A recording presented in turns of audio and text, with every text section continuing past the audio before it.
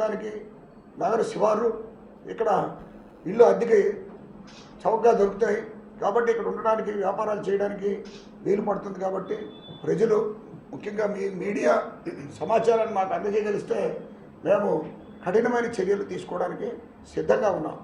అలాగే కమిషనర్ గారు వచ్చిన తర్వాత వారి ఫోన్ చేశారు. మొన్న ఒక చిన్న ప్యాకెట్ ఉందని చెప్పేసి నరవలో ఒక ఆయన దగ్గర ఉందని ప్రజలు సమాచారం ఇస్తే ఆ తదుపరి మేము చర్య తీసుకున్నాము. అరెస్ట్ కూడా చేశాము. 2.5 కేజీలతో రిమాండ్కి పంపించాం. ఇప్పుడే పంపించాం. అక్కడ కూడా అతను గంజాయికి ఎడిక్ట్ అయిపోయి కొనుగోలు చేసి ఒకసారి అతను తీసుకోవడం ఇంకా అమ్మడం అనేది కూడా చేస్తున్నాడు. అతను చెడిపోయాడు, పక్కనున్న మిత్రులు కూడా చెడిపోతుంటారు. పిల్లలు ముఖ్యంగా ఏమిటంటే వాళ్ళు టీనేజర్స్, అడల్ట్స్ ఫ్రెండ్స్ మాట వింటారు. తల్లిదండ్రుల మాట కంటే ఫ్రెండ్స్ మాట వింటారు. ఒక ఫ్రెండ్ తీసుకున్నందువల్ల ఇంకో ఫ్రెండ్కి అడ్డుకుంటుంది ఇది. కాబట్టి దీన్ని ఎరాడికేట్ చేయాల్సిన బాధ్యత మనందరి మీద ఉంది. మనందరం కలిసి పనిచేసి ఈ గంజాయి రహిత విశాఖపట్నాన్ని, గంజాయి రహిత సమాజాన్ని మనం తీసుకొద్దాం. కాబట్టి మీరు ఏదైనా సమాచారం ఉంటే మాకు తెలియజేయండి.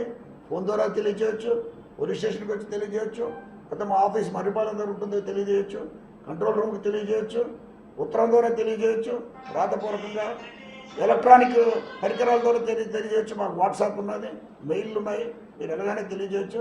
ప్రజలందరికీ మేము కోరుకునేది ఏంటంటే ఎటువంటి సమాచారం ఉన్నా మాకు తెలియజేస్తే మేము వెంటనే చర్య తీసుకుంటాము.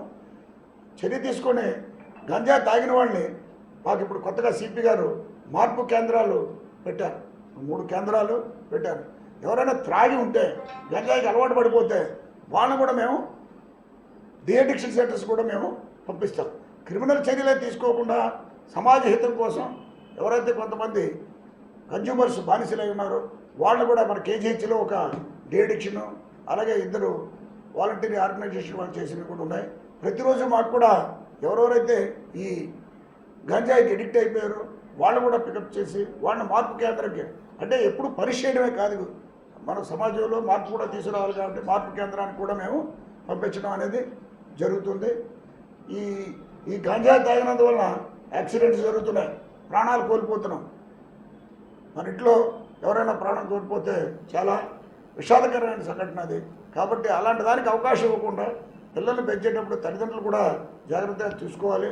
కొంతమంది పిల్లలు ఈ గంజాకి అలవాటు పడిన వాళ్ళు లేటుగా ఇంటికి రావడం, అసలు ఇంట్లో రాత్రిపూట ఉండకపోవడం, ఫ్రెండ్స్తో ఎక్కువగా తిరగటం, డల్గా ఉండడం, ఆకలి మందగించడం, ఇలాంటి గుణాలు ఉంటాయి. కాబట్టి అవన్నీ కూడా చూసి తల్లిదండ్రులు కూడా ఏదైనా ఉంటే ఇంటర్ఫేర్ కావాలి. ముభావంగా ఉంటారు పిల్లలు, మాట్లాడరు. ఇవన్నీ కూడా ఈ డ్రగ్ తీసుకున్నారనడానికి అవన్నీ కూడా చిహ్నాలు. కాబట్టి తల్లిదండ్రులు కూడా ముఖ్యంగా పీర్ గ్రూప్ 15 నుంచి 25 సంవత్సరాల వరకు ఈ గ్రూప్ ఈ యూత్ని మనం చాలా కేర్ఫుల్గా చూడాల్సిన అవసరం ఉంది.